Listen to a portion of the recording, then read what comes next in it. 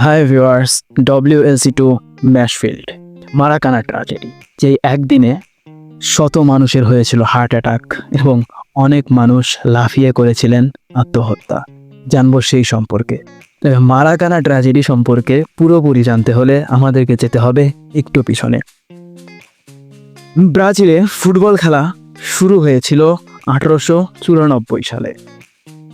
56 সালের ব্যবধানে তারা নিজেদের ঘরের মাঠে বিশ্বকাপ আয়োজনের সুযোগ পায়, কারণ তারা ফুটবল খেলতেও অনেক দারুণ।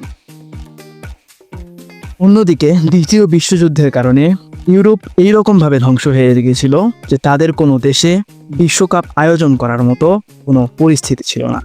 এতেই বিশ্বকাপ আয়োজনের সুযোগ পায় ব্রাজিল, এবং ব্রাজিল ফিফা ফুটবল বিশ্বকাপ 1950-এ কোয়ালিফাই করেছিল 16টি দল।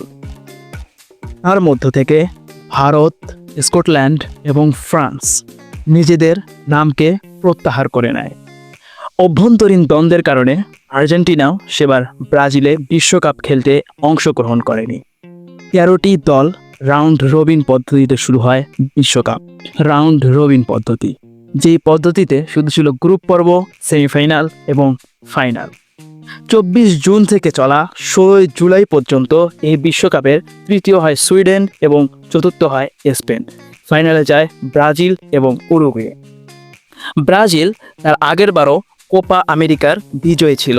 এই আসরেরও ব্রাজিলের সর্বোচ্চ গোলদাতা ছিল এডমির, এবং সে দিয়েছিল 8টি গোল। এবং এই বিশ্বকাপে ব্রাজিল কোনো ম্যাচ হারেনি। তাই ব্রাজিলিয়ানরা পুরোপুরিভাবে বিশ্বাস করে নিয়েছিল যে এবারের বিশ্বকাপ তাদেরই। কারণ বিশ্বকাপ জয়ের অঙ্কটাও ছিল একদম পানির মতো সোজা, যে ফাইনালে ব্রাজিলকে উরুগুয়ের সাথে জিততে হবে না, শুধুমাত্র ড্র করলেই তারা পেয়ে যাবে বিশ্বকাপ। তাই ব্রাসিলিয়া, সাও পাওলো সহ ব্রাজিলের প্রত্যেকটি শহরকে রঙে রঙিন করে সাজানো হয়েছিল। 16 জুলাই 1950 রবিবার বিকেল 3টা মারাকানা স্টেডিয়ামের গ্যালারিতে 2 লাখ মানুষ। ম্যাচ শুরু হলো বিকেল 3টায়।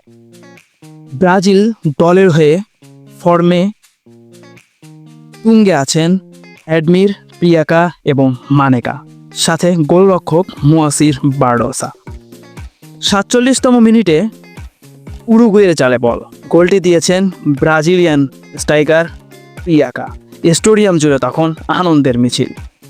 তবে 66তম মিনিটে ব্রাজিলের জালে প্রথম গোল দেয় উরুগুয়ে, এবং গোল দিয়েছেন উরুগুয়েন স্ট্রাইকার ক্রিস্টিয়ানো। তখন ব্রাজিলিয়ান ফ্যানদের আনন্দ চলমানই ছিল।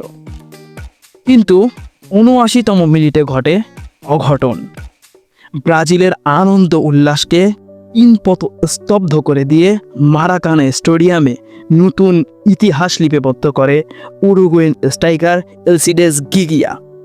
তিনি ব্রাজিলিয়ান গোলরক্ষক মোয়াসির বারডোসাকে টস দিয়ে ব্রাজিলের জালে বল ঢুকিয়ে দেন। মোয়াসির বারডোসা ডান পাশে ঝাঁপ দেন এবং তার কিছুটা উপর দিয়ে বল ঢুকিয়ে দেন এলসিডেস গিগিয়া। 90 মিনিটের খেলা শেষে রেফারি শেষ বাঁশি বাজান, এবং সাথে সাথে শুরু হয় লাখো মানুষের আর্তনাদ। কেউ কেউ লাফিয়ে করেন আত্মহত্যা। সেই দিন এমন কোনো ব্রাজিলিয়ান ছিল না যার চোখে পানি ছিল না। প্রত্যেক ব্রাজিলিয়ান তাদের বাড়ি গিয়ে নিজেদের ঘরের দরজা জানলা বন্ধ করে দিয়ে নিজেদেরকে ঘরের ভিতরে আবদ্ধ করে নেয়। এরই নাম মারাকানা ট্র্যাজেডি। তাই বলা হয়ে থাকে, আপনি আশা যত কম রাখবেন, হতাশও তত কম হবেন। আশা বাড়লে হতাশাও বেড়ে যায়। যেহেতু মারাকানা ট্র্যাজেডি সংগঠিত হয়েছিল, তাই এর প্রভাব তো কারো না কারো উপর পড়ারই ছিল। মারাকানা ট্র্যাজেডিতে আসামির কাঠগড়ায় দাঁড়ায় ব্রাজিলিয়ান গোলরক্ষক মোয়াসির বারডোসা। কিন্তু এই মোয়াসির বারডোসায় কিছুদিন আগে তাদেরকে কোপা আমেরিকা কাপ জিতিয়েছিল। ব্রাজিলের অলিতে গলিতে তখন মোয়াসির বারডোসাকে অপয়া বলে ডাকা হতো, এবং তারপর থেকে কোনোদিন কোনো ফুটবল ম্যাচের ধারাভাষ্যকার হিসাবে তাকে বসতে দেওয়া হয়নি। এমনকি 1994 সালের বিশ্বকাপে ব্রাজিলের ড্রেসিং রুমে তাকে ঢুকতে দেওয়া হয়নি, অপয়া বলে তাকে সেখান থেকে তাড়িয়ে দেওয়া হয়েছিল। তাই মোয়াসির বার্ডোসা জীবনের শেষ ভাগে এসে কষ্ট ভরা বুক নিয়ে তিনি বলেছিলেন যে ব্রাজিলের সর্বোচ্চ শাস্তি হয় 30 বছরের জেল, কিন্তু আমার ক্ষেত্রে তা হয়েছিল 50 বছর। এভাবে 2000 সালে তিনি দ্বিতীয়বার মৃত্যুবরণ করেন।